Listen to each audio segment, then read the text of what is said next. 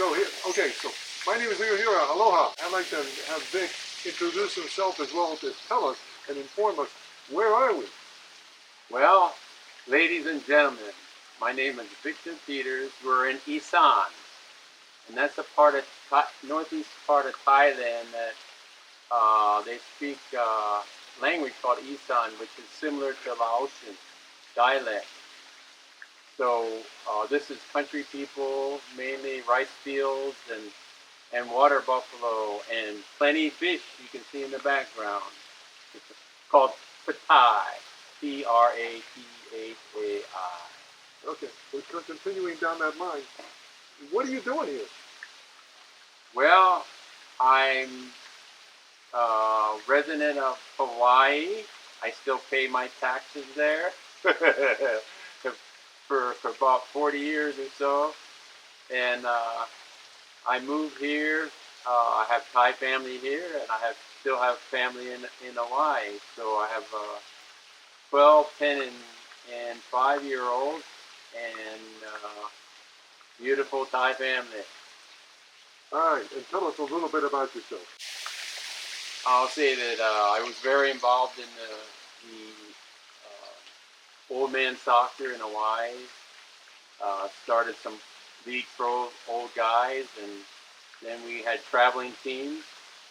And I ended up over here because we traveled over here, and I fell in love and get family here. And on my professional side, I'm retired Department of Defense Logistics Agency, and Navy employee. And I was like the facility manager for Pearl Harbor Supply Center, which included the Red Hill camp.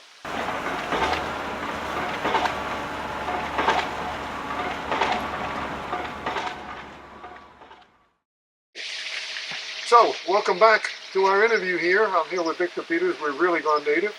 We're in one of the bamboo huts, okay, which is a beautiful addition to this wonderful property that, what do you call this property now?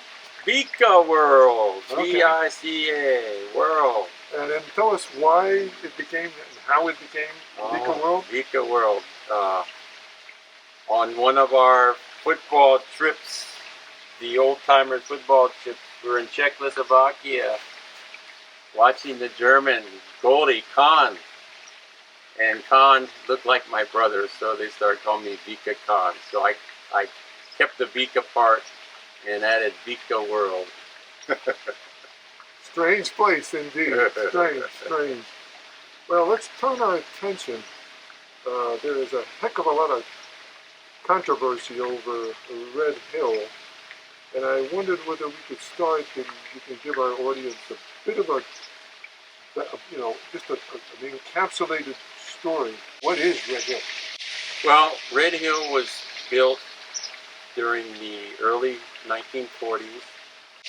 Traditionally, they would put the tanks on their side, and somebody was having a drink down at one of the hotels, and they turned it up so that it would be this tube with two cone ends and stand it straight up, and decided that they could drill a hole in the Red Hill Mountain, drill from the top and drill all the way to the bottom, and then they initially had a tunnel that went all the way to Red Hill. Well, the tunnel's still there, of course, with train tracks, but they used gravity feed, to basically start digging, and they took that dirt, and that made Kuahua, used to be an island, but now Kuahua in Pearl Harbor.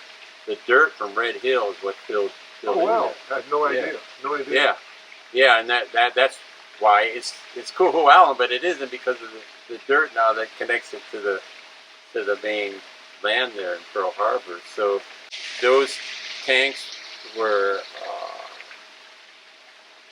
tanks 1 and 2 were commissioned in approximately 1941, right around the time the Pearl Harbor got hit, and there were a few tanks that were completed and that had fuel, and the Japanese knew it was there, but the guys that were working there, and by the way, most of those guys were from Oklahoma and Texas. They were from states that had miners. Okay. From the United States, and they had Hawaii boys too that worked there, and it was like a little city. And I started working in those fields in 1972, so I actually saw the city.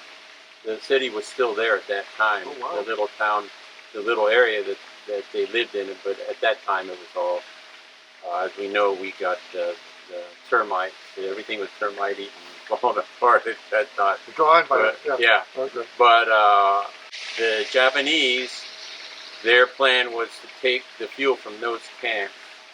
And at that time, in the 1940s, you had 55 above ground tanks on Pearl Harbor itself. Oh, wow. Over 55 tanks. And so you had lower, upper, and middle tank farms. So all those tanks, they were aware of those tanks also. So when during the war period, everything was a blackout at Red Hill. They were trying to keep the Japanese from seeing that. So the Japanese actually knew about it. So all 55 tanks, there's a few bullet holes, but for the most part, they avoided hitting any of the tanks. And why did they avoid it? Because their plan was, well, we're going to take Hawaii, especially the Pearl Harbor area of Hawaii, and then we're going to take that fuel and hit the mainland of the United States. That was the plan, and that was a big mistake. We took that same fuel and hit them out in the Pacific. So let me ask you this. How many tanks are in the hill? There are 20 tanks. They're a little over 250 feet high, but the highest we would ever fill would be 242 feet. That's as high as we would go. And they're 100 foot in diameter. And the total capacity with all 20 tanks was 250 million gallons of fuel. And mainly, over the years, the fuel was mainly to support Navy ships and the Air Force. And then you had your auxiliary equipment. Mm-hmm. And you still had some diesel. And they even had some bunker fuel. They had different kinds of heavy fuels up there in the old days. Today it's mainly JP5 and we call it F-76. They may have changed the name. When I left it was JP8, but now they have another name for it. Okay. How many ships and planes could they service with that much fuel? People may or may not know this, but I think there's something like 70 to 80 military locations in the Hawaiian Islands, right? And so you could service all that. And the biggest customer was Hickam, the Kaneohe Marine Corps base, and of course the Navy. But now, of course, you have your nuclear subs, your aircraft carriers and stuff. But those carriers still need fuel for their auxiliary equipment. So definitely you can support the Hawaiian area. Now, there's times where they come in and they may take fuel to some other location. I see. So. Okay. That's good. That's a great background. Now, let me ask you this. How and when did you get involved with the facility itself? Well, I initially got involved in 1972. The bonding insurance company contacted our company to see if they could solve a problem that they had initially led a contract, and the contract was to basically remotely monitor the level, temperature and level of the fuel tanks remotely, so that the gaugers, every time they issue, receive, or transfer, they would be able to calculate easily the amount of fuel. Wait, so this is 1972? Yes, that was by initial time. Okay, yeah. So how did they measure what they had in the tanks? Well, they had some other technology, but the technology at that time, it wasn't stable enough. Can't remember the type of technology. It doesn't exist anymore. Okay. But for the most part, they had a tape. The tape was about 300 foot long, and it had a weighted on the end called a plumb bob, Mm-hmm. and they would take that and they would put some paste on there, and they go down till they hit the fuel, and they'd have to do that 3 times, and write down the measurements. You had what was called an innie, or you had an outie, and you have a what you call the God point on top of the tank. Okay. You know, and that was measured, and initially each tank they would bring it up. I think once each tank's different. These are called field constructed tanks. So every 16th of an inch, they would measure the level of the water initially, and then they had what they developed from that strapping table. Okay. Because the tank is not a complete barrel. There's a cone on the top and a cone on the barrel on the bottom, and that's what makes it very hard. People think it's easy. Well, you just do mass tank gauging. Well, you can't, because it's not a straight barrel. Yeah. You have to do a monthly inventory, so you have to do it at least once a month, and then every time that you would get an issue receipt or transfer. A lot of times you're transferring from one tank to another. Yeah. You know, so those were the 3 different, what we call evolution. Okay. Evolution. So what is the interplay between the tanks? How did they deliver fuel to the customer? Well, the fuel, there's 16, 18, and 32-inch lines that go down to Pearl Harbor. And at Pearl Harbor, you have a big room called the underground pump house, and it has 11 pumps, 5 for the 32-inch line, and 3 each for the 16 and 18-inch line. And of course, to get the fuel up there, when you receive fuel, you're going to have to pump it up.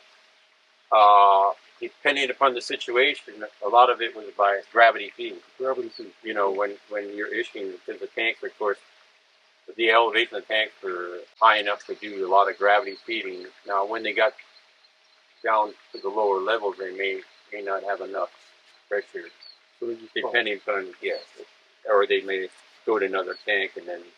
So who did the calculation on how much fuel had been delivered, and how was that recorded up in the tank house? Well, it was all manually. So the gauger would take his plumb bob, and then he'd look at this table called the strapping table, and I got this. So this is how much is in there. Then he'd write it down. Yeah, but how much at the receiving end? Did they know how much they had received? Well, when you issue the fuel, when somebody is receiving the fuel, they're going to have it's actually going to go through a device that measures the amount of fuel. So I'm assuming that that was reconciled by what was going on upstairs, so that they knew that they had a balance between what was coming downhill versus what was received at the point of use. The problem is when you have large pipelines like that and pressures, and you can get air, air in there. You have cavitation of pumps. There's all kinds of different things that can happen. So it may not be perfect all the time. And then, of course, you may have minor leaks, and in the tanks, you're taking samples out of the tank. The lab has to take samples for the sample line. There's daily the water, specific gravity of water. So the water's on the bottom, and of course, where do you think most tanks are going to leak? Because of the rust, if you have the water on the metal there. So it's very important to drain the water. Well, when you're draining the water, of course, that's bringing down the level. And so it's a pretty complex operation working with that amount of fuel. Okay, so that was a manual system that was in place. You were brought in to put in a remote measurement system. How do you know you got a leak in the tank? And what could cause a leak? Normally, the amount of pressure is there. You see a loss of fuel. A lot of times, they had in those days they had big gate valves, and the gate valves were upside down. Oh, okay. Yeah, and they were huge gate valves. And at that time, I think it was the revolution to open and close was around 200 to 300 turns manually, and these were huge, 32-inch. I mean, these were huge valves. And the first time I went down there, the gate valve has a stem, and I'll say that 80% of those gate valves were leaking constantly, Really? pouring out. Yeah. Where is the leaking fuel going? On the concrete floor. And on the concrete floor, how does it? And then it goes down the tunnels, and then it goes into it would go into a sump pump area, and then from the sump pump, you got automatic valves in there. When it gets to a certain point, the pump would pump it out automatically to two tanks that were located as what we call adit 3. Mm-hmm.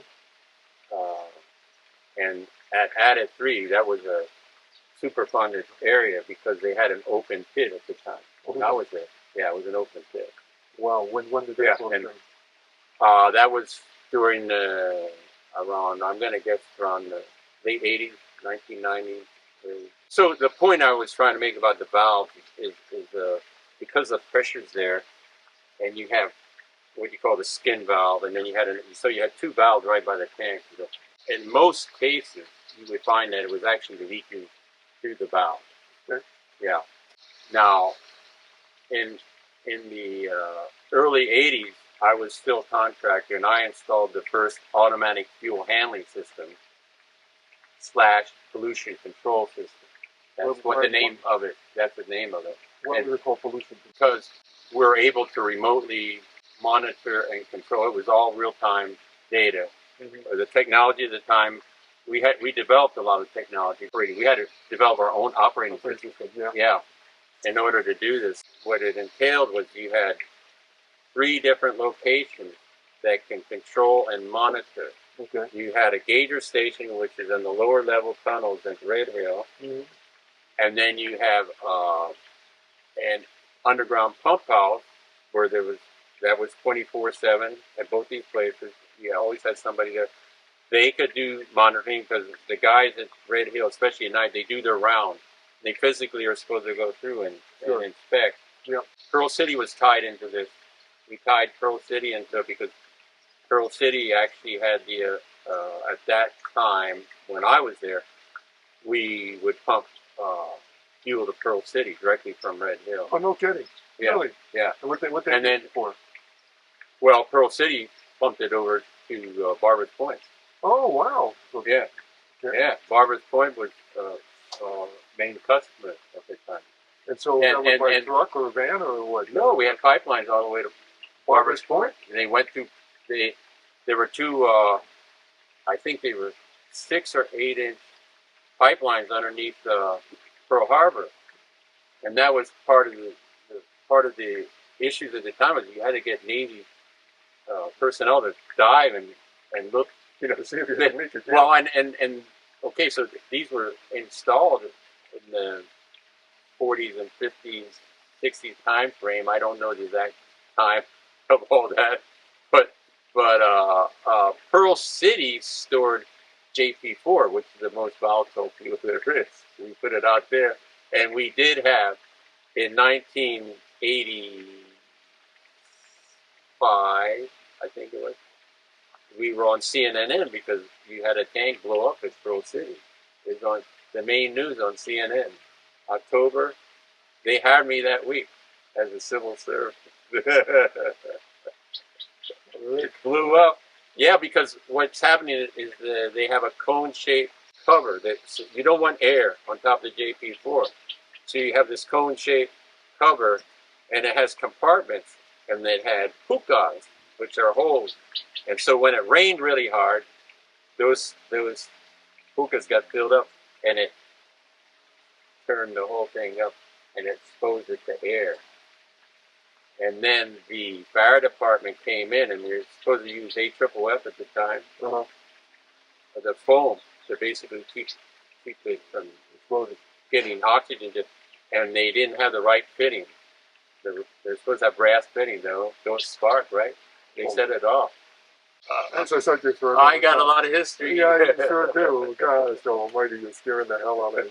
All right, so here it is.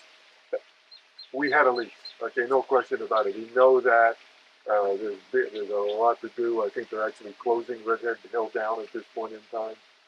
Give us your impression of what happened.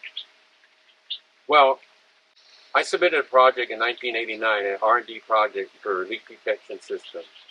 And we had a company, and they worked with the NAVFAC community out of Port Hueneme, to do it. The system was developed over about a 10-year period because we didn't have enough funding initially, so it was just bits and pieces. But we got to the point where we had a system that used very in-depth measurement of temperature. And what we discovered in doing the project is there's actually currents in the fuel. When you get in the fuel, the temperatures in the tanks, as I recall, are maybe in the high 70s normally. But you get it off the ship and something like that, it's going to be warmer, right? Mm-hmm. And there's a mixing effect Mm-hmm.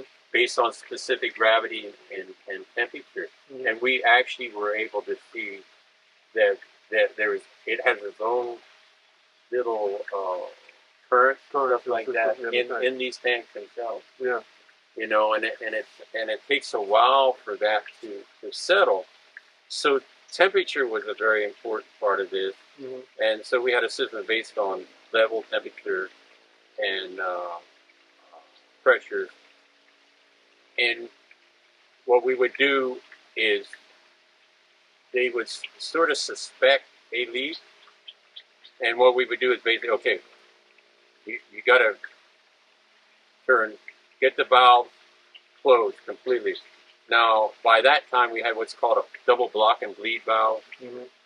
And it's very rare that they're going to leak through the valve, but they do at times because when you have motor-operated valves, they turn so fast that there's actually wear on the O-rings and everything like that, where you might get some fuel in there. And so that was the first thing. We checked the cavity there. Yeah. And if that was dry, then so now it must be in this tank. You do the analysis, and then of course you start lowering that tank, and then as you lower it, you'll stop for a certain amount of time. Mm-hmm. Are we still getting the same? Because as you know, the pressure is going to get less as you start, and depending where the leak is, and these people that developed this system had the characteristics of a pinhole leak. What would happen if you took the tank down so many feet? Mm-hmm. So this would slow down, right? Mm-hmm. They did all that. They did complex calculations on all this.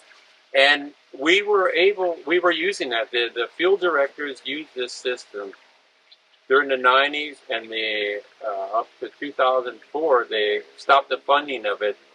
And I won't get into the political details of why they stopped the funding for this, but we were transitioning to a mass tank gauging system. Mm-hmm.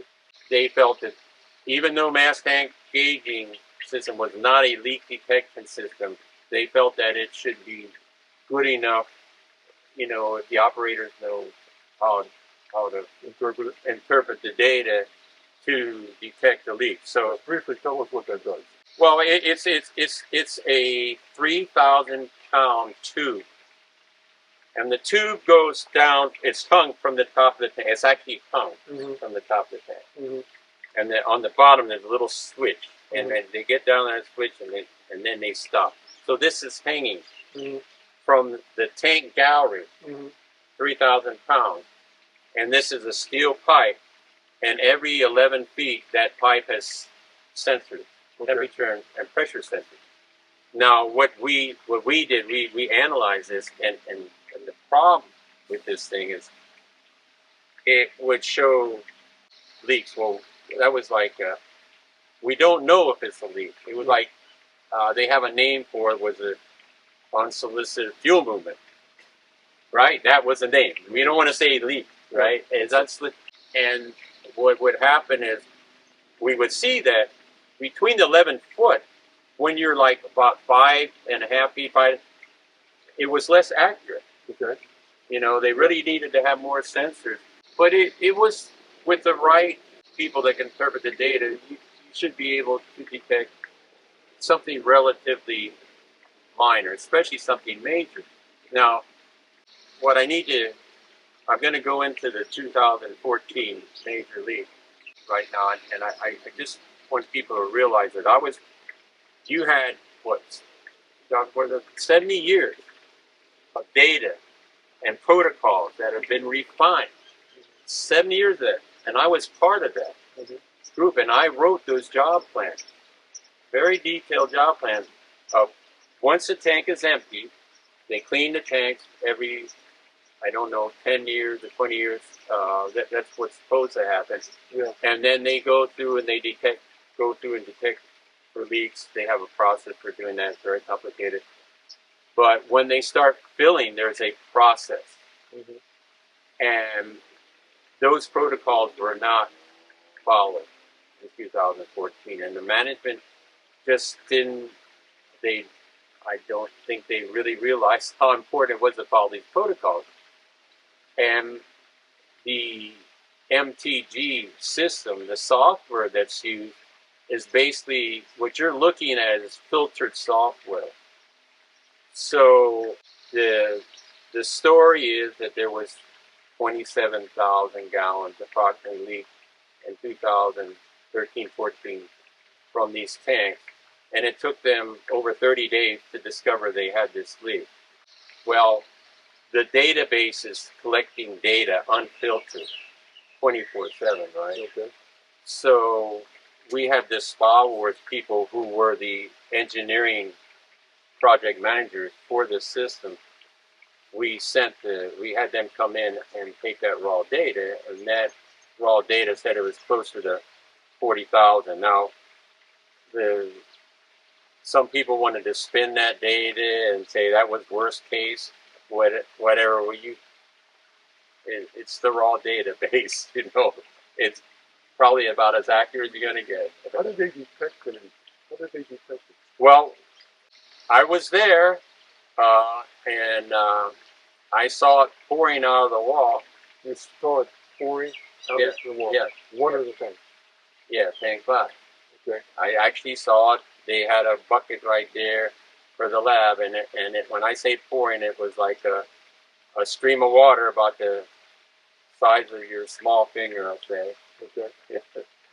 So the wall was stained, so they actually saw it, and they had a camera right there that wasn't working. They claimed that somebody should have remotely been able to see that. Okay. I was called in. I was a part of DLA at the time, so I went in there. DLA being the Defense Logistics Agency. They're the people that do most of the funding, because anything that touches fuel is funded by DLA. DLA owns the fuel until it's issued to the services. Okay. They own that fuel. Okay. So anything that touches that infrastructure is DLA. But the DLA at the time wasn't allowed to own real property. So the real property owner is the Navy. Okay.